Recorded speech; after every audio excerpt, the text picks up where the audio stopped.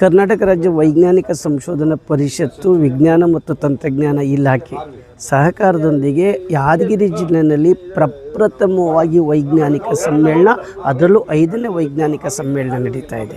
ರಾಜ್ಯದ ಮೂಲೆ ಮೂಲೆಯಿಂದ ಸಂಪನ್ಮೂಲ ವ್ಯಕ್ತಿಗಳು, ವಿಜ್ಞಾನಿಗಳು, ಸಾಹಿತ್ಯಾಸಕ್ತರು, ವಿಜ್ಞಾನಾಸಕ್ತರು ಇಲ್ಲಿ ಬರ್ತಾ ಇದ್ದಾರೆ.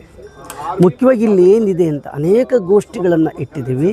ಅದರಲ್ಲೂ ಪ್ರಮುಖವಾಗಿ ಭಾರತ ಸರ್ಕಾರದ ISRO, DRDO, air force, NAL, HAL, ಆಮೇಲೆ ವಿಶ್ವೇಶ್ವರಯ್ಯ ಮ್ಯೂಸಿಯಂ, ನೆಹರು ತಾರಾಲಯ, ಇವೆಲ್ಲರೂ ಎಲ್ಲ ವಿಜ್ಞಾನದ ಸಂಸ್ಥೆಗಳು ಇಲ್ಲಿ ಲಗ್ಗೆ ಇಡ್ತಾ ಇದ್ದಾವೆ.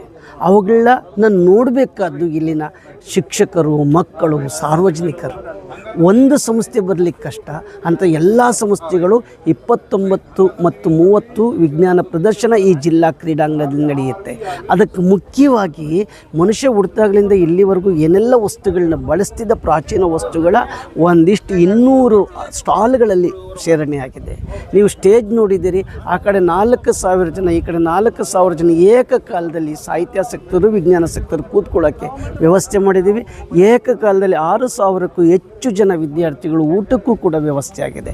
ಇಲ್ಲಿ ಸಾರ್ವಜನಿಕರ, ರಾಜಕೀಯ ಮುಖಂಡರ, ಶಿಕ್ಷಣ ಇಲಾಖೆ ಮತ್ತು ಜಿಲ್ಲಾ ಇಲಾಖೆ ಎಲ್ಲ ಅಧಿಕಾರಿಗಳು, ಸಾರ್ವಜನಿಕರು ಮತ್ತು ವಿಜ್ಞಾನಾಸಕ್ತರು, ಎಲ್ಲ ಸಂಘಟನೆಗಳು ಸಹಕಾರ ಅತಿ ಮುಖ್ಯವಾಗಿ ಇದೆ.